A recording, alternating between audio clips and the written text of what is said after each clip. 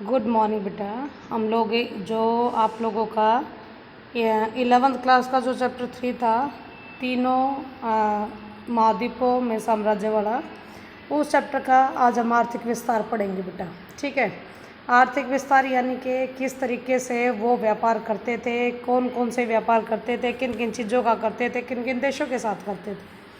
ठीक है। तो इसका सबसे पहले मैं तुम्हें एक छोटा सा एक ट्रेलर सा समझा देती हूँ ताकि आप लोगों को अच्छे से समझ में आ जाए बेटा। सबसे पहले तो हम आर्थिक विस्तार ये करेंगे कि ये जो आप लोगों के भूमध्य सागर के, ये भूमध्य सागर आप लोगों का, इसके आसपास के क्षेत्र जल के माध्यम से यानी पानी के रास्ते व्यापार करते थे। ठीक है। ये पानी का व्यापार करते थे। ये तकरीबन किन किन चीज़ों का व्यापार करते थे? एक तो गेहूँ है बेटा, एक अंगूरी शराब है और एक जैतून का तेल है। ठीक है। अंगूरी शराब, गेहूँ और जैतून का तेल, ये तीन मुख्य व्यापारिक मदें थी जिनका ये व्यापार करते थे। ठीक है। अब ये बेटा कि जो अंगूरी शराब हुई या जैतून का तेल हुआ, ये तो आप लोगों का लिक्विड है। अब ये जो आप लोगों का लिक्विड है, इस लिक्विड को एम्फोरा नामक एक कंटेनर होते हैं ये, यानी कंटेनर, यानी अपनी सिंपल लैंग्वेज में कहें तो मटके, यानी इन मटकों में, कंटेनरों में इन्हें भर के, जिन्हें एम्फोरा कहते हैं, इनको लिक्विड सामान को एक जगह से दूसरी जगह ले जाया जाता था। ठीक है बेटा।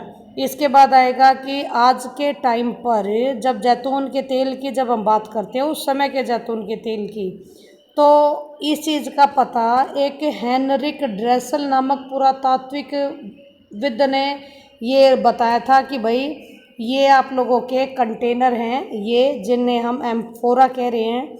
अब जब हेनरिक ड्रेसल नामक व्यक्ति ने जब इनकी खोज की कि इन कंटेनरों में डलकर लिक्विड एक जगह से दूसरी जगह पहुंचाया जाता है, तो इसी के नाम पर आधुनिक समय में इसे ड्रेसल 20 के नाम से जाना जाने लगा।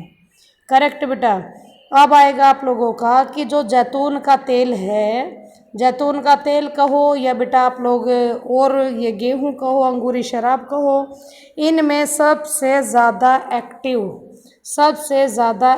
सबसे पहले आप लोगों के स्पेन, एक देश है स्पेन सबसे ज़्यादा एक्टिव था।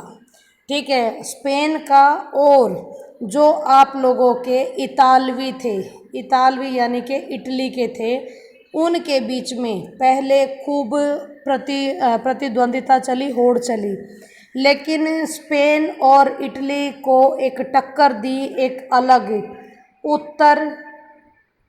उत्तरी अफ्रीका के देशों ने। ठीक है।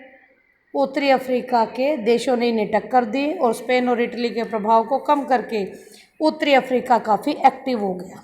ओके। तो आप लोगों के इसी में, यानी एक पोर्शन तो आप लोगों ने व्यापार का पढ़ोगे, दूसरा आप पढ़ोगे बेटा उपजाऊ भूमि का। ठीक है।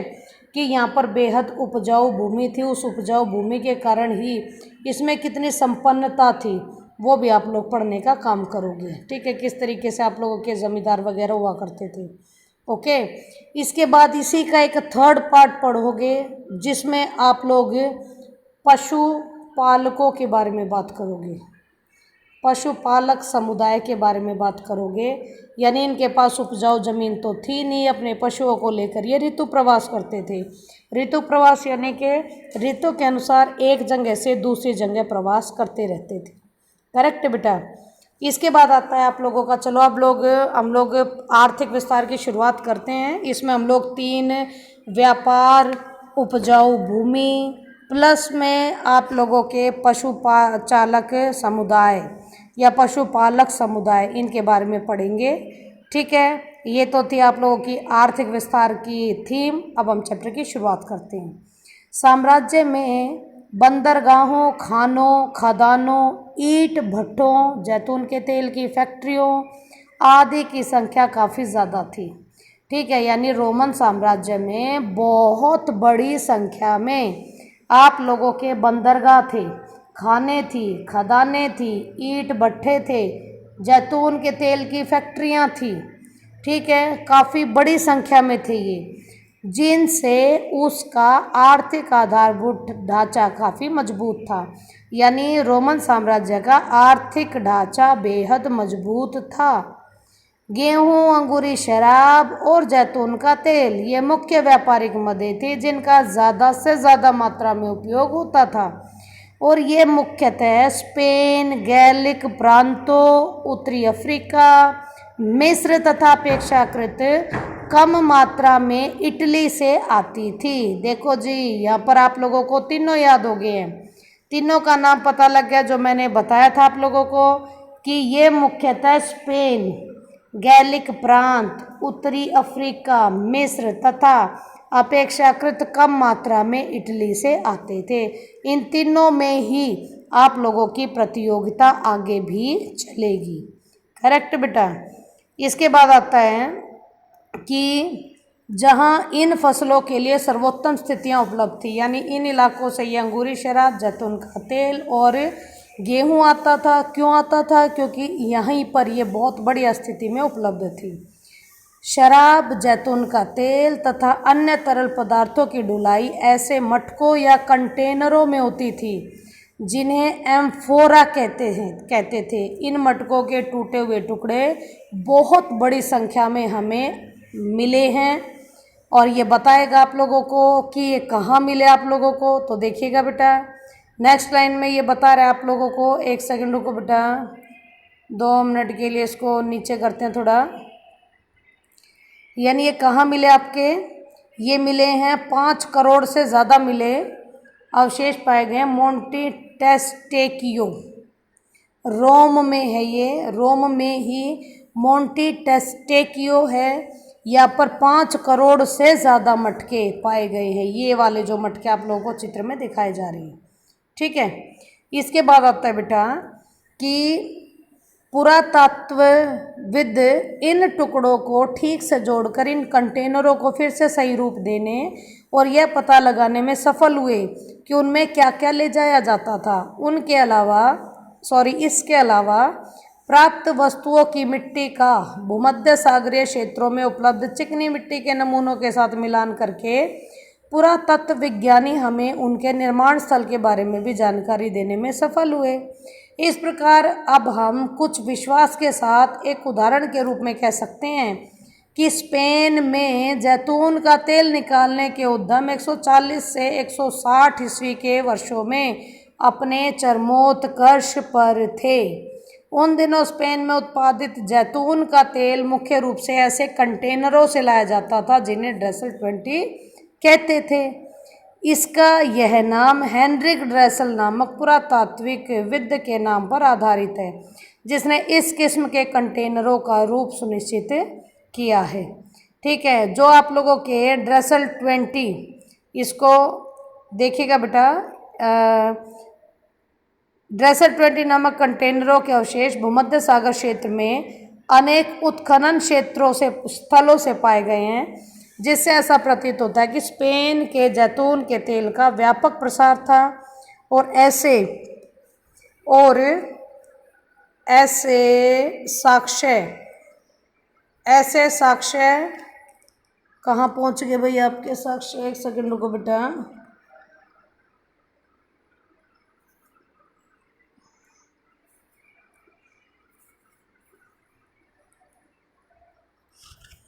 ऐसे साक्ष्य के एम्फोरा पात्रों के अवशेषों और उनके मिलने के स्थानों के बल पर पुरातत्वविद यह बता सकते हैं कि स्पेन के जैतून के तेल के उत्पादक अपने इतालवी प्रतिद्वंदियों से तेल का बाजार छीनने में सफल हुए हैं।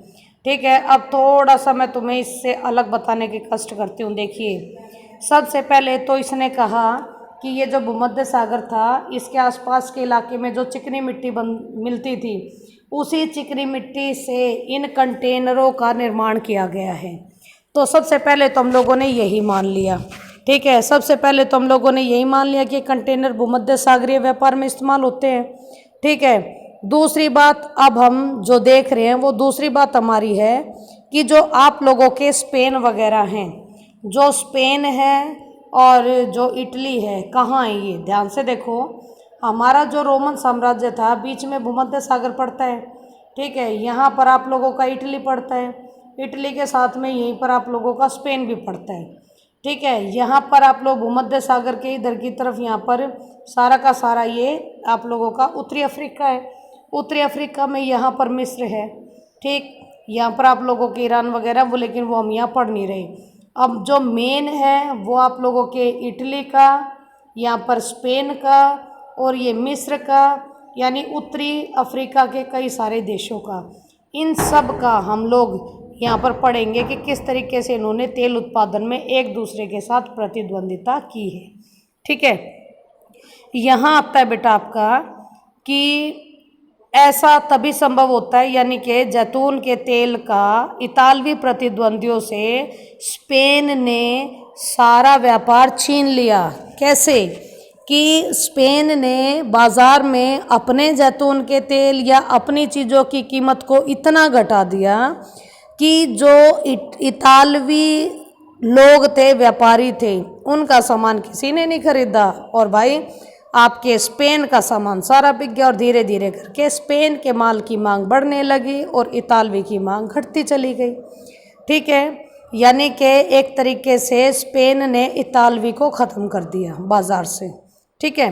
दूसरे शब्दों में भिन्न भिन्न प्रदेशों के जमींदार एवं उत्पादक अलग अलग वस्तुओं का बाजार हथियाने के लिए आपस में प्रतिस्पर्धा करने लगे, ठीक है। प्रतिस्पर्धा करते रहते थे। बाद में उत्तरी अफ्रीका के उत्पादकों ने, उत्तरी अफ्रीका आ गया जहाँ मिस्र था आपका, बाद में उत्तरी अफ्रीका के उत्पादकों ने स्पेन के जैतून के तेल के उत्पादकों जैसा महत्वपूर्ण स्थान प्राप्त कर लिया, और तीसरी तथा चौथी शताब्दी के अधिकांश भाग में इनका उस क्षेत्र में बोलबाला भी हो गया, ठीक है। यानी तीसरी चौथी शताब्दी तक आते आते सारे व्यापार पर आप लोगों के उत्तरी अफ्रीका के देशों का बोलबाला हो गया, ओके। फिर 425 ईस्वी के बाद पूर्व ने उत्तरी अफ्रीका के प्रभुत्व को तोड़ दिया, आ गया, यानी अब उत्तरी अफ्रीका के प्रभुत्व को भी चुनौती देने वाले आ गए हैं।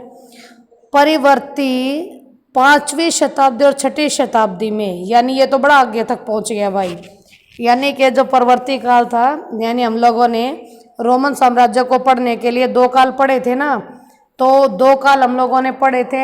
एक तो शुरू से लेकर आप लोगों के 3री शताब्दी तक, अगला पढ़े हमने 4 से लेकर 7वीं शताब्दी तक, ठीक है। तो यहाँ पर ये पूरा अर्थव्यवस्था को बताते बताते यहाँ से अब ये एंट्री कर गया यहाँ पर भी, यानी परवर्ती काल का भी साथ साथ ही बता रहे हैं, ठीक है, ताकि इसको बार बार ना बताना पड़े। तो ये कहता है कि आप लोगों की 5वीं शताब्दी और 6ठी शताब्दी में एगियन, दक्षिणी एशिया माइनर यानी कि तुर्की, सीरिया और फिलिस्तीनी व्यापारी अंगूरी शराब तथा जैतून तेल के प्रमुख निर्यातक बन गए, जबकि भूमध्य सागर के बाजारों में अफ्रीका से आने वाले कंटेनरों में अचानक से कमी आ गई है, ठीक है। यानी अफ्रीका का बाजार अब कम हो गया, इसीलिए तो कंटेनरों में कमी आ गई। इन प्रमुख गतिविधियों के साथ साथ अलग अलग प्रदेशों की समृद्धि, उनकी वस्तुओं की गुणवत्ता और उसके उत्पादन तथा परिवहन की क्षमता के अनुसार ज़्यादा या कम होती चली गई। भाई जिस इलाके में जितना ज़्यादा समृद्धि होगी, जितना ज़्यादा पैसा होगा, जितना ज़्यादा परिवहन व्यवस्था अच्छी होगी, उतना ही अच्छा व्यापार भी होगा, ठीक है। जहाँ कम होगा वहाँ कम मिलेगा। साम्राज्य के अंतर्गत ऐसे बहुत से क्षेत्र आते हैं जो अपनी असाधारण उर्वरता, आ गया भाई ये जो सेकंड वाला पोर्शन मैंने आप लोगों को बोला था, उपजाऊ भूमि वाला, यानी कि ये कहता है कि असाधारण उर्वरता, असाधारण उर्वरता, उर्वरता का मीनिंग होता है बेटा उपजाऊपन। इसके कारण इटली में कैंपेनिया, अब जो जो तुम्हें सिर्फ नाम याद करने के लिए दूंगी तुम्हें सिर्फ वही याद करनी है। इटली में कैंपेनिया याद करना है आप लोगों को, ठीक है। कैंपेनिया हो गया है, सिसिली हो गया है, ठीक है, गैलीली हो गया है। इसके अलावा तुम्हें और कुछ याद करने की ज़रूरत नहीं है, सिंपल नाम पढ़ाई में पढ़ते वक्त सारे पढ़ लो। इटली में कैंपेनिया, सिसिली, मिस्र में फैयूम, गैलीली, बाइजेकियम, दक्षिणी गौल तथा बायटिका, इन ये सारे वो इलाके जहाँ पर जमीन बड़ी उपजाऊ थी। ठीक है, स्ट्रैबो तथा पिलिनी जैसे लेखकों, ये लेखकों के नाम है बेटा, स्ट्रैबो भी और पिलिनी भी। स्ट्रैबो तथा पिलिनी जैसे लेखकों के अनुसार ये सभी जो प्रदेश है ये साम्राज्य के घनी आबादी वाले देश हैं, घनी आबादी वाले क्षेत्र हैं और सबसे धनी भागों में से कुछ थे। यानी बेहद उपजाऊ भूमि थी, बहुत बढ़िया तरीके से ये कृषि वगैरह करते थे। तो भाई समृद्ध तो अपने आप ही हो जाएंगे। ठीक है, यहाँ पर जनसंख्या भी ज़्यादा रहती है और ये धनी भी बहुत थे। ठीक है, सबसे बढ़िया किस्म की अंगूरी शराब, अब ध्यान से देखो, जो 3 नाम मैंने ऊपर दिए उन 3 का ही डिटेल नीचे देंगे कि सबसे बढ़िया अंगूरी शराब आपकी कैंपेनिया से आती थी। ठीक, एक ये वाला हो गया। दूसरा है सिसिली, सिसिली और बाइजेकियम, ये बाइजेकियम याद ना हो मारो गोली, सीधा लिखो। सिसिली से भारी मात्रा में गेहूं का निर्यात होता था। ओके, लास्ट जो आप लोगों का गैलीली था, तो गैलीली में गहन कृषि की जाती थी। मेरे हिसाब से ये 3 नाम के साथ तीनों के काम याद कर लोगे काफ़ी होगा। ठीक, कैंपेनिया से अंगूरी शराब आती है, सिसिली में गेहूं का निर्यात सबसे ज़्यादा होता था और गैलीली में आप लोगों की गहन कृषि होती थी। ओके बेटा, इसके बाद आप लोगों का आता है कि और स्पेन का जैतून का तेल स्पेन के दक्षिण में ग्वाडलक्विविर नदी के किनारों के साथ साथ बसी बहुत सारी जमींदारियों से आता था। ओके, आप लोगों ने सिंपल उतना याद कर लिया, काफ़ी है। आगे देखो बेटा, दूसरी ओर रोम क्षेत्र के अनेक बड़े बड़े हिस्से थे जो बहुत कम उन्नत अवस्था में थे। उदाहरण के लिए जैसे नुमीडिया, जो इसको आज हम अल्जीरिया बोलते हैं, कम उन्नत अवस्था में थे, यानी कि बेहद उपजाऊ हालत में नहीं थे। यहाँ है वो पशुचारक जो तुम्हें तीसरा पार्ट बताया था इसका। ठीक है, उदाहरण के लिए नुमीडिया के देहाती क्षेत्रों में ऋतु प्रवास व्यापक पैमाने पर होता था। बेटा जी, जो आप लोगों का ऋतु प्रवास है इसका मीनिंग होता है ऋतु के अनुसार प्रवास करना। ठंड के, बेहद अत्यधिक ठंड के टाइम पर ये मैदानी इलाकों की तरफ आ जाते हैं अपने पशुओं के साथ, और जब गर्मी बढ़नी शुरू हो जाती है तो वापस फिर आप लोगों के अपने उन्हीं पहाड़ी इलाकों में वापस पहुंच जाते हैं। अब ऐसे में सीधी सी बात है बेटा, वो कहीं अलग अलग जगह घर तो बनाते घूमेंगे नहीं, इसीलिए आप लोगों ने बहुत सारे घर पढ़े हैं केजी क्लास में, जो ईवीएस में पढ़ाते हैं आप लोगों को। तो एक अवन के आकार की झोपड़ियाँ बनाते हैं जिसे इंग्लिश में मैपालिया बोलते हैं। ठीक है, ये जो अवन की आकृति के जो हैं आप लोग के, ये जहाँ रहते हैं जितना टाइम रहते हैं अपनी झोपड़ियाँ बना लेते हैं। वैसी ये तंबुओं से बने हुए होते हैं बेटा, डंडे होते हैं, तंबू होते हैं, उन्हीं के माध्यम से जगह जगह अपना ये घर बना लेते हैं जहाँ अपने पशुओं को रखते हैं और खुद भी रह लेते हैं। ओके, यानी झोपड़ियों में खुद रहते हैं, इनके पशु नहीं रहते। कभी ये सोचो कि मैं पशु को भी वहीं रख रही है। हाँ जी, अब ये कहता है चरवाहे तथा अर्ध यायावर। बेटा यायावर होते हैं जो पूरी तरीके से हमेशा घूमते फिरते ही रहते हैं, यायावर उन लोगों को बोलते हैं। लेकिन यहाँ ये कह रहा है अर्ध यायावर, यानी कभी घूमते हैं और कभी किसी जगह पर बस जाते हैं। अर्ध यायावर कह रहा है इसलिए इसको। ये चरवाहे तथा अर्ध यायावर अपने साथ में अवन आकार की झोपड़ियाँ उठाए इधर उधर घूमते रहते थे।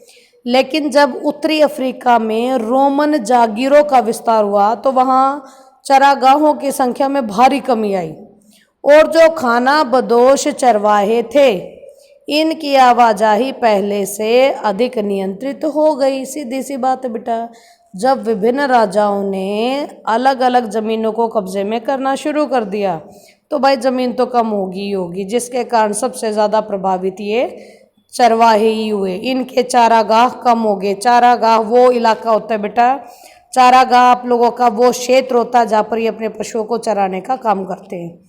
ठीक है, तो वो कम हो गए और खाना बदोश चरवाहों की आवाजाही पहले से ज़्यादा नियंत्रित होगी, यानी सब अब फ्री होकर एक जगह से दूसरी जगह नहीं घूम सकते थे। स्पेन में भी उत्तरी क्षेत्र बहुत कम विकसित था और इसमें अधिकतर केल्टिक भाषी किसानों की आबादी थी। ठीक है, ये जो केल्टिक भाषी है बेटा, जिसको ध्यान रखना क्योंकि आगे फिर आएगा ये, फिर मैं पूछूंगी आप लोगों से। ये केल्टिक भाषी किसानों की आबादी थी जो पहाड़ियों की चोटियों पर बसे गांव में रहते थे। ठीक है, पहाड़ों की चोटियों पर भी लोग बसते थे। ओके, इन गांव को कैस्टेला कहा जाता था, यानी जो गांव पहाड़ियों की चोटियों पर बसाए जाते थे और केल्टिक भाषा बोलते थे, उन्हें कैस्टेला कहा जाता था। ठीक है, और हम रोम साम्राज्य के बारे में सोचने समझने का प्रयास करें तो हमें इन असमानताओं को कभी नहीं भूलना चाहिए कि हमारे इस जो रोमन साम्राज्य है उसमें इतनी सारी विविधताएं कायम थी। हमें यह भी याद रखना चाहिए कि हम यह न मान बैठे हैं कि ये एक प्राचीन दुनिया थी। हाँ भाई, यहाँ पर तो आप लोगों को बताना बेहद ज़रूरी हो गया है कि ये मत मानो कि जो रोमन थे वो प्राचीन दुनिया के थे। भाई प्राचीन नहीं थे, और बहुत अत्याधुनिक लोग थे वो, बड़ी अत्याधुनिक उन्होंने टेक्नोलॉजी का इस्तेमाल किया है, और वो भी जल शक्ति का। ठीक है, वो भी आपकी जल शक्ति का, उस जल शक्ति का इस्तेमाल किया जिस जल शक्ति का इस्तेमाल हम आज के टाइम पे करते हैं। ठीक है, और वो इस जल शक्ति का इस्तेमाल करते कहाँ थे वो भी देखो, हम लोग इस पैराग्राफ को पढ़ ही लेते हैं। यहाँ पर है बेटा कि हमें यह भी ध्यान रखना चाहिए कि हम यह न मान बैठे कि यह एक प्राचीन दुनिया थी, इसीलिए उस समय के लोगों का जो सांस्कृतिक और आर्थिक जीवन है ये आदिम या पिछड़ा हुआ था। हम ये बिल्कुल नहीं मान सकते, क्योंकि बेहद एक्टिव और अत्याधुनिक तरीकों का इस्तेमाल करते हैं ये लोग। ठीक है, अब ये कहता है लेकिन स्थिति इसके बिल्कुल विपरीत थी। भूमध्य सागर के आसपास पानी की शक्ति का तरह तरह से ये लोग इस्तेमाल करते थे। इस काल में जल शक्ति से मिलें चलाने की प्रौद्योगिकी में खासी प्रगति हुई। यानी कि देखो भाई कितनी बड़ी बात है, ये कहता है कि मिलें चलाई जाती थी। ठीक है, मिलें चलती थी पानी की शक्ति से। स्पेन की सोने और चांदी की खानों में इस जल शक्ति से खुदाई की जाती थी। ठीक है, भारी औद्योगिक पैमाने पर इन खानों से खनिज निकाला जाता था। ये सारे के सारे काम इनके माध्यम से किए जाते थे। कौन सा? जल शक्ति का इस्तेमाल करना। ठीक है, इसके बाद बेटा 19वीं शताब्दी यानी कि लगभग 1700 वर्ष बाद भी ऐसे उत्पादन के स्तर देखने को नहीं मिलते। यानी हम लोग जिस चीज़ को 19वीं शताब्दी में आकर देखते हैं वो चीज़ ये 3री 4थी शताब्दी में इस्तेमाल कर चुके हैं। ठीक है, उस समय सुगठित वाणिज्यिक और बैंकिंग व्यवस्था थी और धन का व्यापक रूप से प्रयोग भी होता था। इन सभी बातों से यह संकेत मिलता है कि हमें रोम की समुन्नत अर्थव्यवस्था, समुन्नत यानी बेहद ज़्यादा उन्नत अर्थव्यवस्था को कम आंकने की प्रवृत्ति कितनी ज़्यादा है। यानी कि अब हम लोग समझ चुके हैं कि रोमन साम्राज्य की जो अर्थव्यवस्था है बहुत ही उन्नत है। ठीक है, इसके बाद हम लोग दास प्रथा और श्रम संबंधी मुद्दों पर भी विचार करेंगे बेटा, और लेकिन ये मैं तुम्हें नेक्स्ट वीडियो में दूंगी, क्योंकि अगर इसी वीडियो में दे दिया तो बहुत लंबा हो जाएगा। ठीक है बेटा, ओके। इसके अलावा कोई और दिक्कत हो बेटा तो आप लोग प्लीज़ कांटेक्ट कर सकते हो, पूछ सकते हो। कुछ भी समझ में नहीं आता है तो आप लोग कह सकते हो कि मैम प्लीज़ हमें ये समझाइए, यहाँ मुझे ये चीज़ें नहीं आई। ठीक है, मैं आप लोगों को 100% सारी प्रॉब्लम्स के सॉल्यूशन ज़रूर दूंगी। Okay, thank you very much बेटा।